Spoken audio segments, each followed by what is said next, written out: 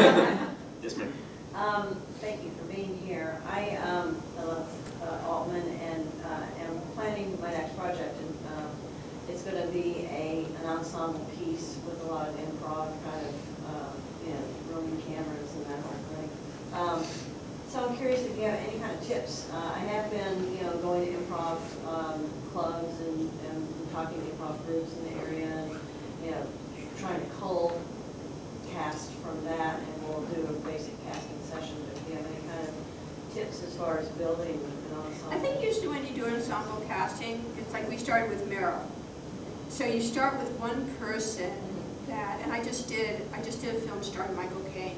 I got Michael Caine.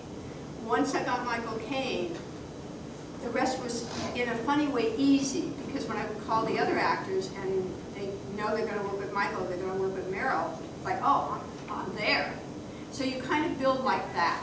And even though in the Michael Caine film, it's Michael Caine, Clemence Posse, probably most of you don't know, but she's this very young, up-and-coming French actress who was in 127 Hours.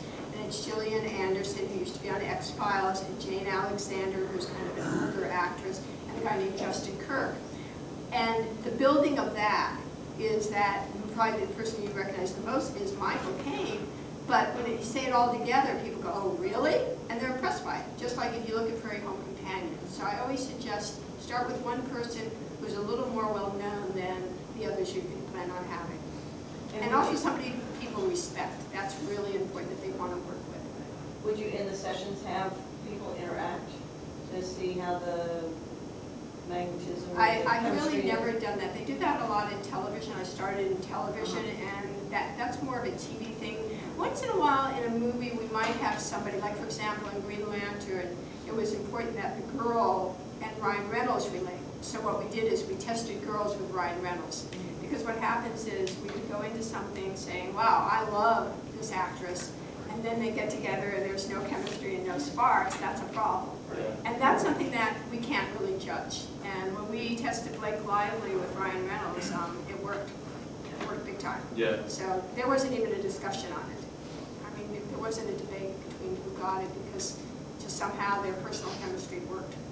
Yeah, and when that comes through so much on screen, and when it's the opposite, it still comes through so much on screen. And a film can be great, every other element can be great, but if they don't have chemistry, it's just. I think it can be the downfall of the film. Absolutely. Especially when it's a love story. Yeah. I mean, and then Green Lantern was kind of like they had these sparks, and then do they get together, don't they get together? If they didn't, the audience didn't feel they had chemistry, we would have been in trouble. Yes, sir.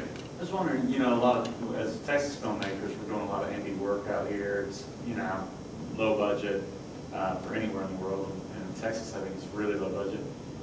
When you go to cast, there's these, SAG guidelines and whatnot, but what's the barometer for, what you're going to offer these actors that might have varying levels of success or I think it depends. I mean, you have to start with whatever your budget is. I mean, I just did a very small film in LA. I don't normally do like a $3 million film, but I just did a $3 million film that Kristen Stewart's mom directed, and it's based on a transgendered prison, and I read the script, and I really liked it, and I did it. Now, we couldn't pay the actors hardly anything, because $3 million all in? Right. So I think what you have to do is, what we did is we took the first person, kind of the star, put that salary, and we did like 2 levels of salaries beneath that, and everyone else's scale plus 10, everybody. So that's really how, you have to be dictated by your budget, because you can only offer what you have. Right. And this film was financed with $3 million, we weren't getting any more, that was it. So production took X amount of dollars, and then they gave me my budget, and that was it. And again, I think the same thing happened there. Is what we did is we built, because there's 75 parts in it, but we built the top 5 parts. Like, we got somebody that we knew other people would kind of like, and then we have a girl in it that people don't know. We did a little of everything in that film. And we have a lot of good character actors in it, who, because it was in LA, which was a big plus, they didn't have to leave home. They were willing to do it, and the script was good. The script was good, different, and about something, really about something. Yes, ma'am. Can you talk about your background and how you got into this industry in the first place? Okay. That's really, I never studied film. I didn't even know what casting was. I did undergraduate work at USC to teach special ed. I taught at the Foundation Junior Blind, and I decided I wanted to go to business school. So I went to business school in Boston, and I got recruited out of business school to be an intern at CBS Television. And that's really how I started. And I started in New York interning, and I ended up in California. And one of the offices I interned in was a casting office, and it was headed by a woman who was one of the most prominent casting directors, a woman named Ethel Winan, who was also one of the first vice presidents in the history of television. And one day after my 6 weeks of being there, she said, "How would you like to stay?" And I said, "Oh, I'm thinking I really want to go to law school."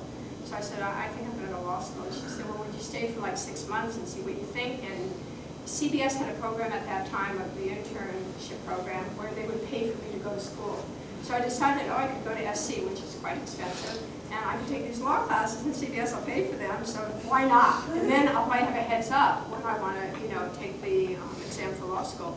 So that's what I decided to do, and then 6 months into being at CBS, a guy I interned with at CBS in New York went to ABC and called me up and asked me if I wanted to be head of casting at ABC, and I was like 21 years old, and I went, "Oh, okay, that sounds interesting." I've never done anything like that, but it was the time at ABC where every executive, it was Marcy Carsey, Tom Warner, and myself, and we were all under the age of 30.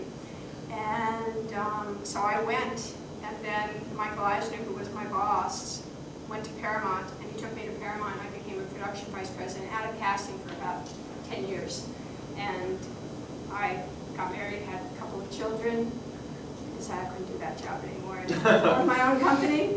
And I kind of went into movies because all my friends worked at studios, because I was production vice president. There aren't that many of us. And so we were all friends, and so when I decided to go into casting, they hired me. And that's how I started, and I've had my own company for about 15 years. I wonder if you could talk about Dr. T and the women. Yeah, that's an ensemble cast also, Yeah. Dr. T and the Women, I think, and it was filmed in Dallas, actually. We cast a lot of local people, actually, in that film, a lot. It was fun. I think it was really fun. Dr. T and the Women came together really, there's nothing that was really difficult in Dr. T and the Women. We got the financing right away, it just kind of went. We cast it right away. There were no problems on Dr. T and the Women at all. I mean, it just kind of went kind of smoothly.